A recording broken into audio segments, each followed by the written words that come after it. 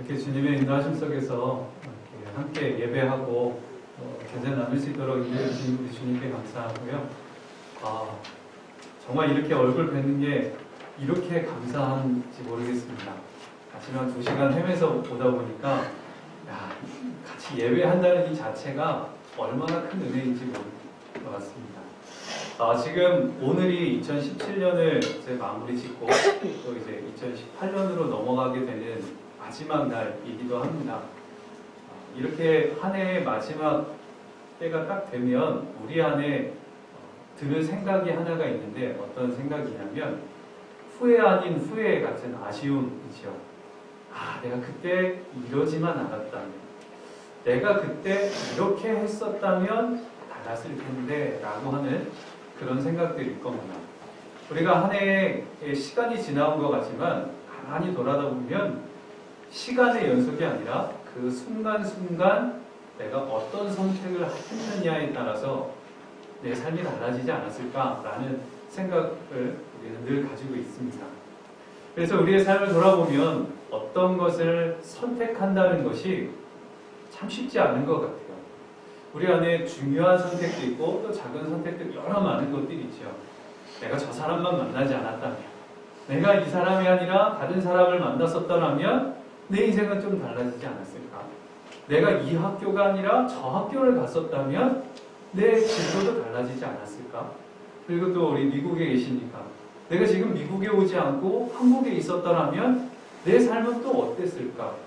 여러 많은 생각들과 또 그 생각 안에 후회와 또 아쉬움들, 여러 많은 것들이 우리의 마음을 누르기도 하고 또 안타깝게 하기도 합니다. 자, 이렇게 우리는 많은 선택의 문제 앞에 서 있고 그런 선택의 문제에 있어서 그리스도인이라고 해서 그 문제로부터 자유롭지는 않습니다. 우리 모두도 다 그 문제 때문에 고민하고 어려워하죠. 자, 우리의 삶을 주님이 기뻐하시는 삶으로 걸어갈 때 그럼 정말 주님이 원하시는 그리고 주님이 인도하시는 그 선택의 길은 어떤 것일까? 우리가 그것을 오늘 말씀을 통해서 우리가 좀 같이 나눠보면 좋겠습니다. 오늘 본문 말씀을 보면 아브라함과 롯이 아주 중요한 선택을 하고 있습니다. 여러분도 다 말씀을 보셔서 아시겠지만 이 아브라함과 롯이 하나님의 축복으로 많은 재산을 얻었어요. 그래서 아브라함이 가지고 있는 재산과 그 양들을 치는 목자가 있었고 또 조카 롯에게도 많은 재산이 있었고 또 목동들이 있었죠. 근데 땅은 좁은데 그 안에 바글바글 살다 보니까 서로 부닥치는 거예요. 그래서 어느 날 하루는 이제 아브라함이 결정을 하려고 합니다. 롯을 불러서 이제 우리가 이렇게 있다 보면 서로 계속 다투고 있으니 우리는 한 가족인데 계속 이렇게 하면 안 되겠다. 그래서 우리 서로 헤어져서 각자의 길로 걸어가자. 그렇게 이제 롯에게 제안을 합니다. 그때 아브라함이 롯에게 무엇이라고 이야기를 하냐면 우리가 아까 읽었던 말씀이기도 한데요. 9절에 이렇게 이야기를 합니다. 내 앞에 온 땅이 있지 아니하냐? 나를 떠나가라. 내가 좌하면 나는 우하고 내가 우하면 나는 좌하리라. 이렇게 아브라함이 이야기를 한 겁니다.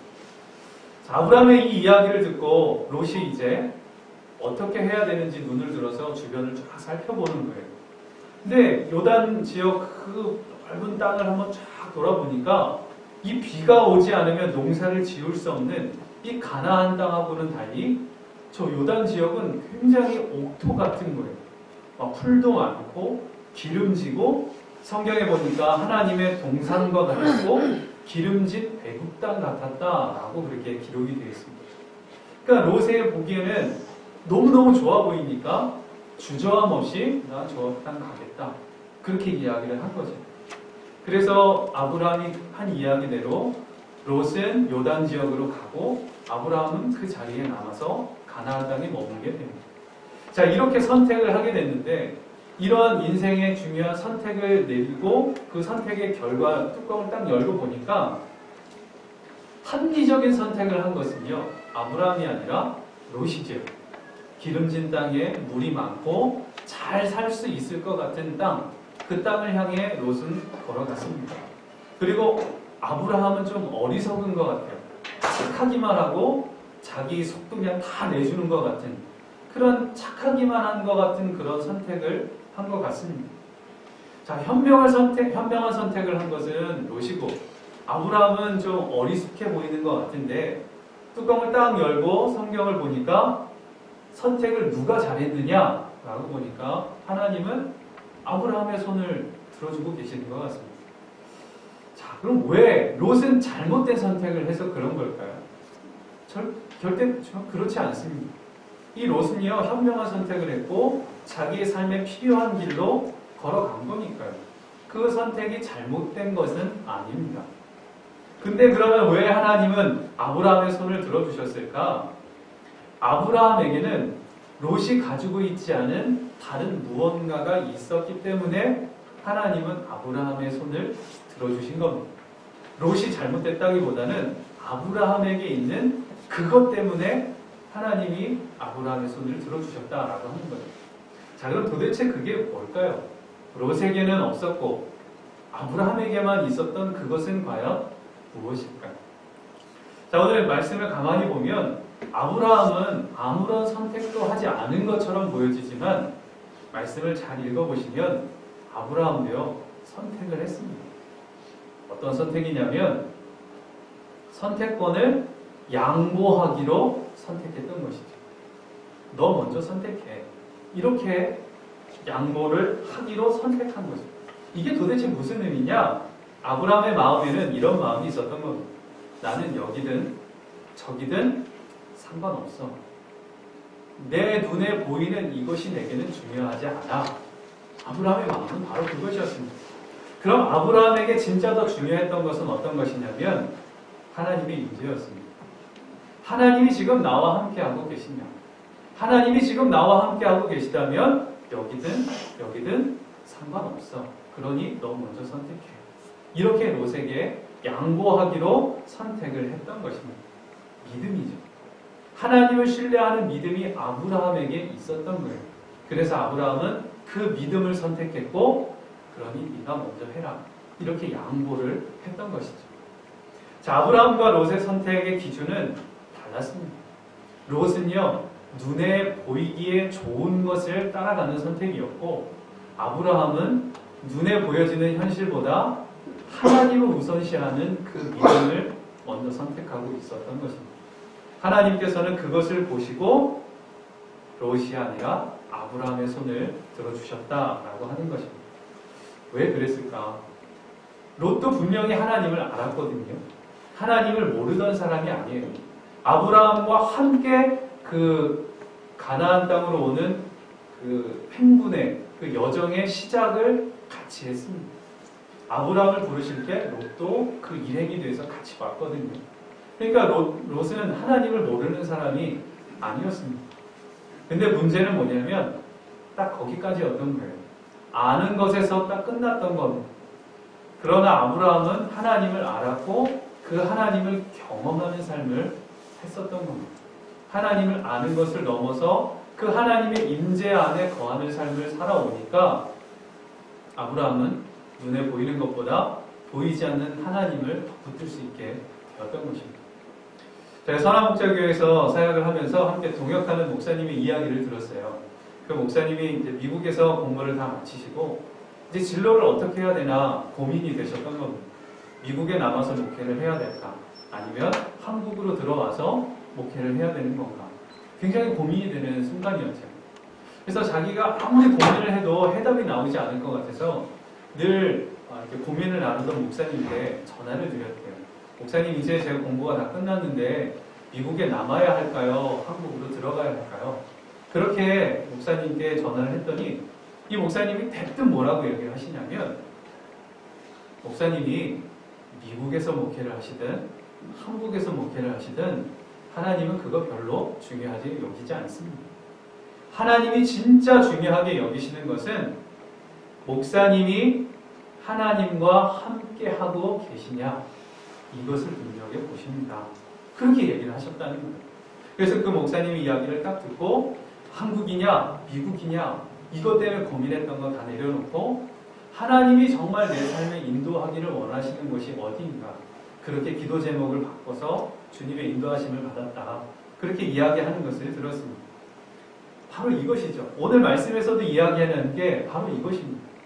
우리의 생각과 우리의 눈은요, 항상 무엇을 고민하냐면 1번이냐 2번이냐, 이거 둘 중에 어떤 거 해야 되는 게 맞는 거냐, 하나님이 기뻐하시는 것은 1번이냐 2번이냐, 그것을 가지고 우리는 늘 고민을 합니다. 그런데 하나님께서는요, 1번을 하든 2번을 하든 그것보다 더 중요하게 여기는 것이 있다는 거예요.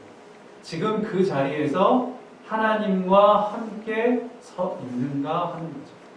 하나님의 마음을 먼저 품고 있고 그 하나님이 원하시는 것이 무엇인지를 묻고 그 다음에 주의 인도하심을 받으면서 1번이든 2번이든 가야 하는데, 우리는 그 하나님을 다 놓치고 1번입니까? 2번입니까? 주님께 그것을 묻는다라고 하는 겁니다. 하나님께는 1번이든 2번이든 다 좋으십니다. 그런데 정말 놓치지 말아야 할 것은 주님을 향한 마음, 주의 임재 안에 거하는 그 마음이 내 안에 있는가, 주님과 함께하고 있는가 라고 하는 이것입니다. 자, 그러면 이제 오늘 말씀을 보면서 아브라함은 도대체 그렇게 하나님의 임재 안에 어떻게 머물 수 있었을까? 그 믿음이 어떤 것인지를 우리도 알아야, 말씀을 통해서 우리가 들어야 우리도 그렇게 살아갈 수 있는 것이죠. 자, 그럼 도대체 아브라함이 하나님을 잊지 않고 품었던 그 믿음, 그것은 어떤 것이었을까요? 제일 먼저 아브라함에게 보여지는 두 가지의 경험이 있는데, 그 두 가지가 그 믿음이 무엇인지를 우리에게 알려주고 있습니다. 제일 첫 번째 믿음은요, 약속의 말씀을 늘 붙들었습니다. 아브라함에 대해서 이야기를 계속 나오는 성경을 보면 창세기 12장 4절에 이렇게 기록이 되어 있어요. 이에 아브라함이 여호와의 말씀을 따라갔고 라고 이렇게 기록됩니다. 그리고 또 말씀을 쭉 읽다 보면 12장 7절에 여호와께서 아브라함에게 나타나 이르시되 내가 이 땅을 내 자손에게 주리라 하신지라.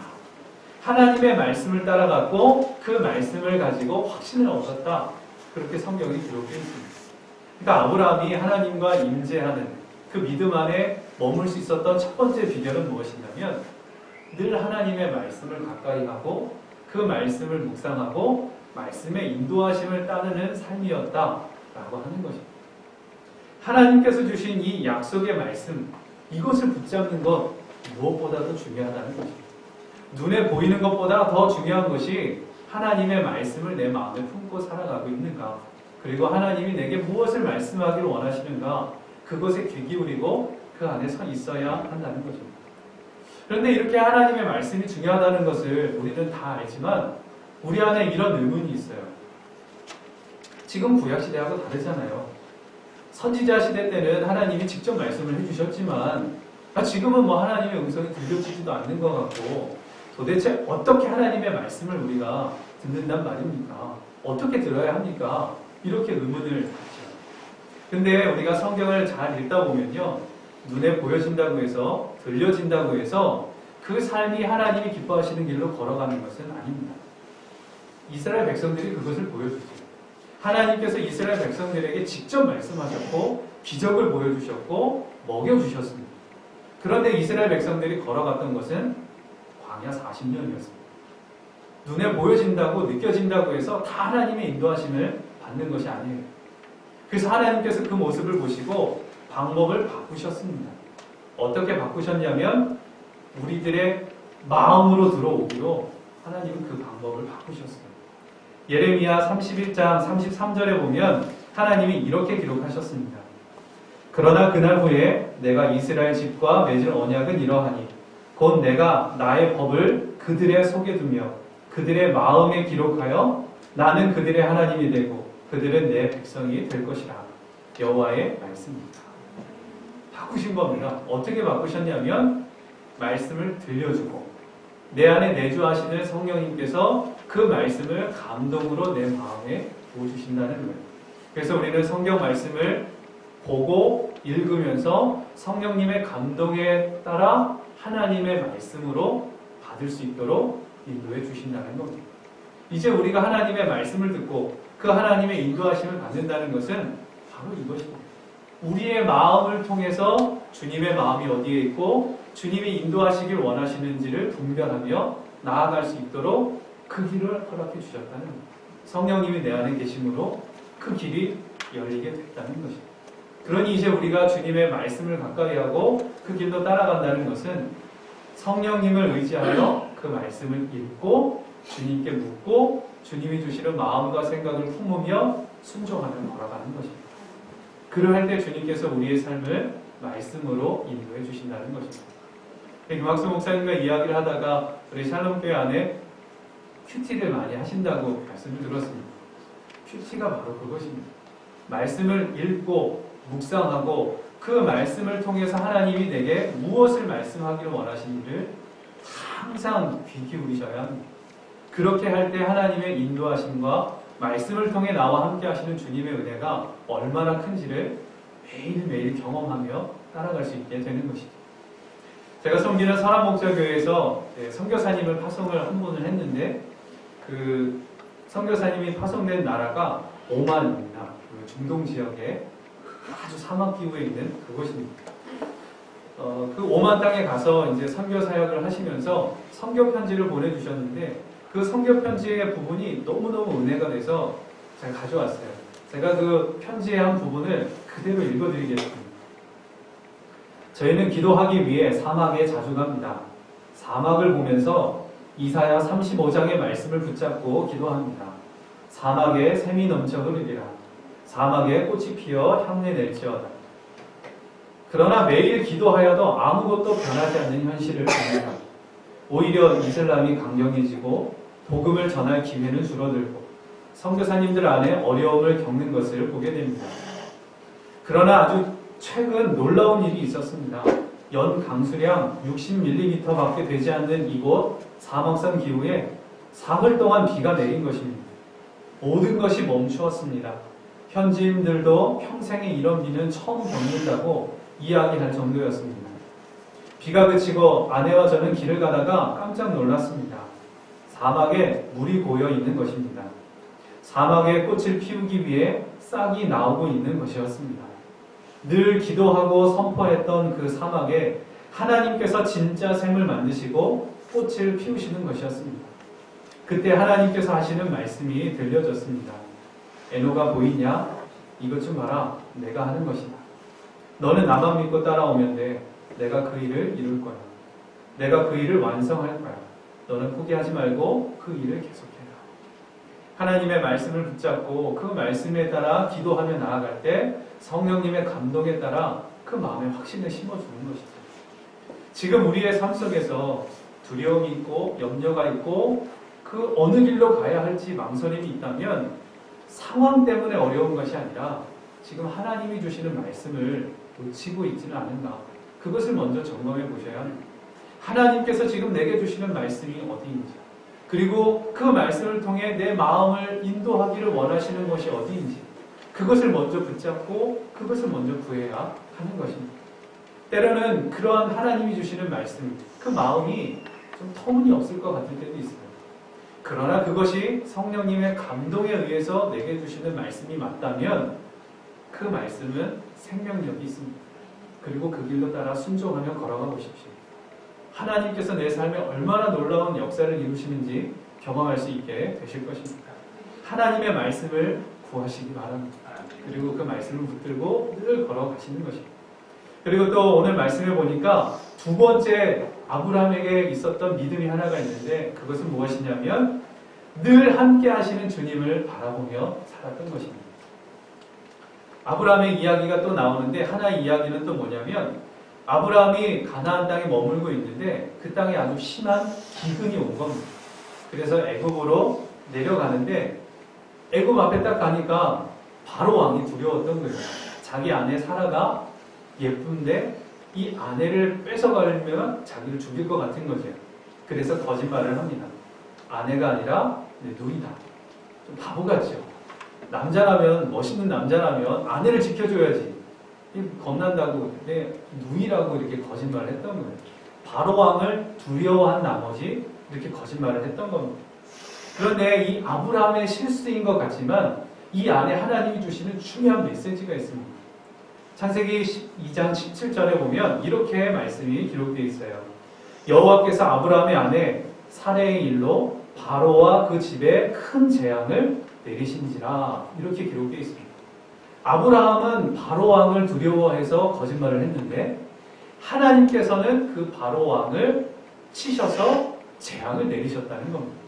그러니까 이 말씀 안에는 아브라함이 두려워해야 할 대상은 바로 왕이 아니라 하나님이시다 라고 하는 것을 지금 알려주고 있는 거예요. 아브라함이 그 하나님을 향한 눈을 놓치고 현실을 보고 바로 왕을 봤더니 두려움에 사로잡혔던 거죠. 그런데 그 눈을 돌려서 하나님을 보면 두려워하지 않을 수 있다는 겁니다. 사실 아브라함을 하나님께서 처음 부르실 때도 성경에 뭐라고 기록되어 있냐면 내가 내게 보여줄 땅으로 가라 이렇게 말씀이 기록되어 있죠. 내가 내게 보여준 땅 거기니까 글로 가 이렇게 말씀하신 게 아니라 이제 보여줄 거니까 일단 떠나 하나님이 그렇게 말씀하십니다. 자, 그럼 이게 도대체 뭘까?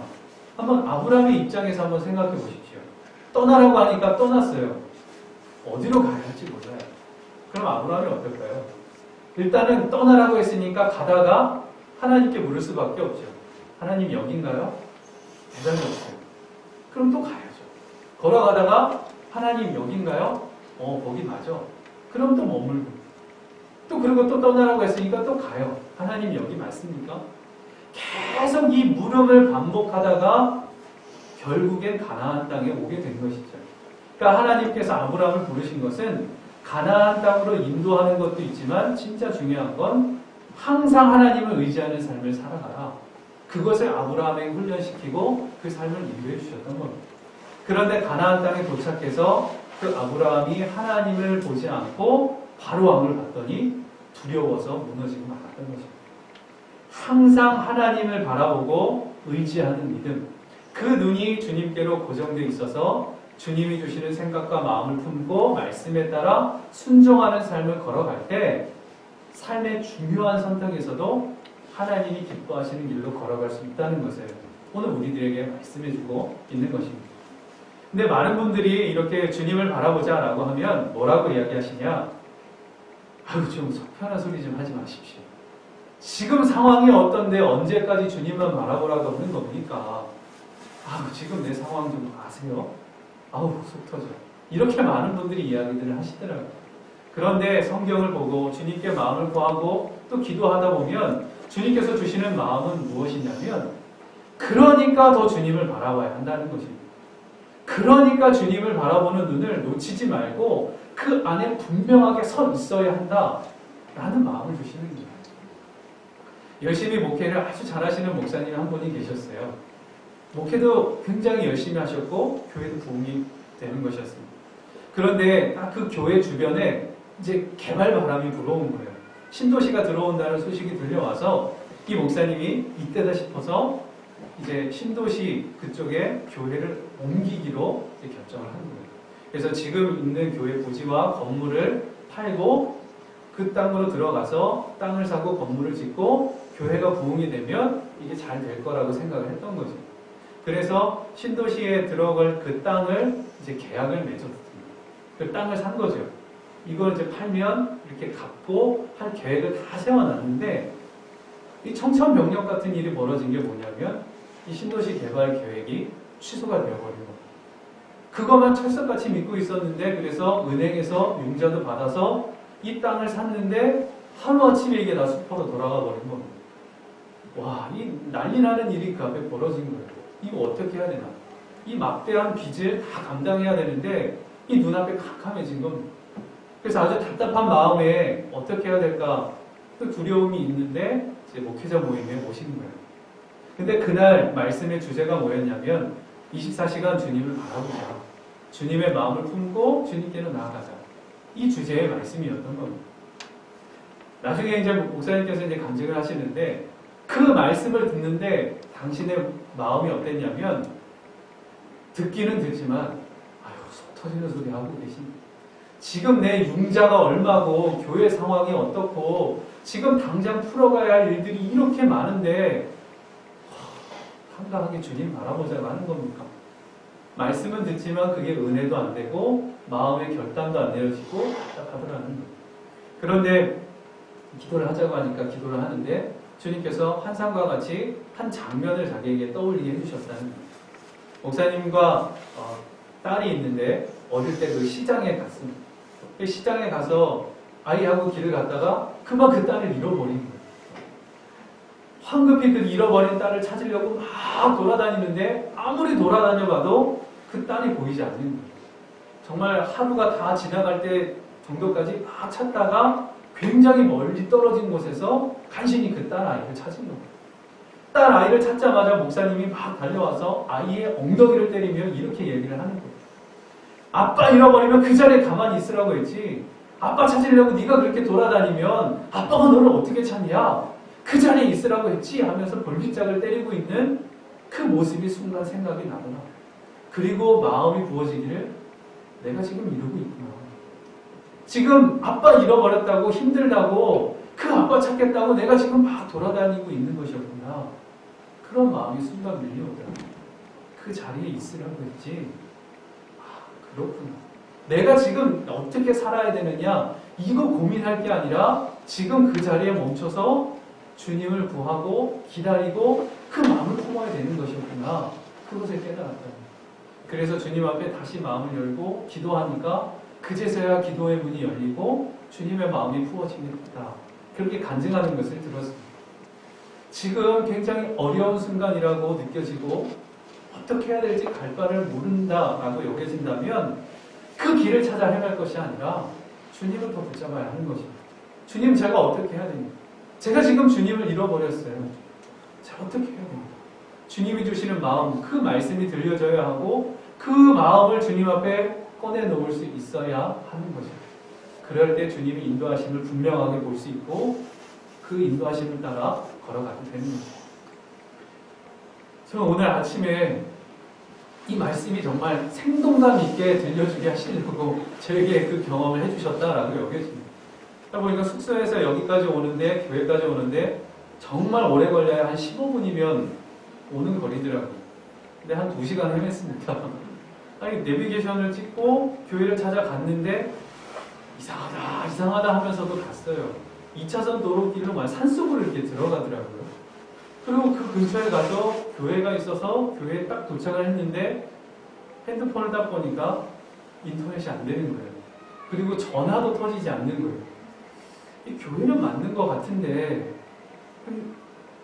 주차장이 텅 비어있고 외국인만 있고 분명히 한국 분들이 계셔야 되는데 이걸 어떻게 해야 되나. 제가 영어도 잘 안 되고 너무너무 난감한 겁니다. 그래서 막 손짓 발짓 하면서 막 물어봤더니 여기가 아니라고.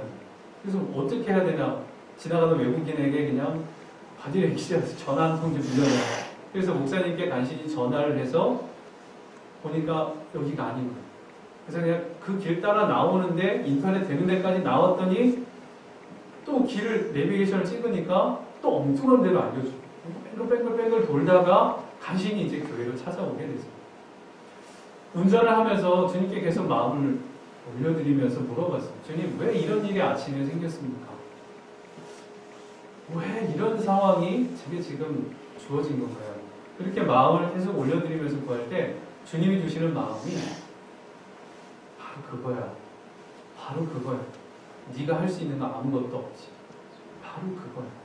너는 안내해주는 대로 따라갈 수밖에 없는 거지. 바로 그거 알려주려고 했어. 그런 마음을 주시는 거죠. 정말 제가 알 수 있는 건 아무것도 없더라고요. 길도 모르죠. 누구한테 물어볼 수도 없죠. 와, 이 와이파이도 안 되고 아무것도 안 되는 상황이 되니까 제가 할 수 있는 건 정말 아무것도 없더라고요. 안내해 주는 거 그거 놓쳐버리면 그냥 완전 다 놓쳐버리게 되는 상황이 되더라고요. 그리고 이제 와서 길을 제대로 찾고 교회에 딱 도착하니까 그 안도의 한숨이 쫙 쏟아지는데 야, 이렇게 살아가야 되겠구나. 우리가 주님을 놓쳐버리면 내가 잘 가고 있는 것처럼 느껴져도 그거 잘 가는 거 아닙니다. 하나님의 인도하심을 분명히 받고 있다면 이 길이 아닌 것처럼 보여져도 잘 가고 있는 것입니다. 그것을 분명하게 깨달을 수 있는 오늘 아침이었습니다. 이제 2017년을 마무리하고 이제 2018년에 또 새로운 문을 여실 때 이때 우리에게 주님이 주시는 중요한 메시지라고 생각이 됩니다. 주님을 붙들고 계십니까? 2018년 꼭 주님의 손을 붙들고 주님이 주시는 말씀과 그 인도하심에 따라 여러분의 삶의 모든 선택의 길에서 주님이 기뻐하시는 길로 걸어갈 수 있게 되시길 주님의 이름으로 축복합니다. 기도하겠습니다. 사랑의 아버지 하나님,